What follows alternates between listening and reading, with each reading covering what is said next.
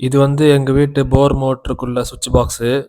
அப்படியே இங்க வந்து பார்த்தீங்கன்னா, இங்க வந்து தான் போர் போட்டிருக்கு.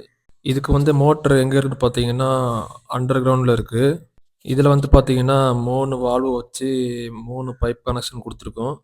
ஃபர்ஸ்ட்டு பைப் கனெக்ஷனோட வால்வ் ஆன் பண்ணியாச்சுன்னா, மேல சின்டெக்ஸ் டேங்க்குக்கு தண்ணி பாயும்.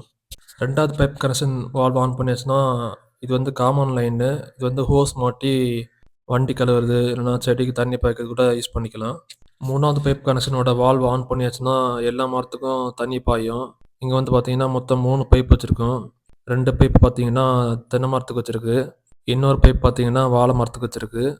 எங்க வீட்டு தோட்டத்தில பார்த்தீங்கன்னா, தென்னை மரம் இருக்குது, மாங்காய் மரம் இருக்குது, அப்புறம் பார்த்தீங்கன்னா, பலாப்பழ மரம் நிக்குது, அப்புறம் கொய்யா மரம் நிக்குது, வாழை மரம் நிக்குது, அப்புறம் மாதுளை செடி நிக்குது, அப்புறம் பார்த்தீங்கன்னா, பச்சை மிளகாய் செடி நிக்குது.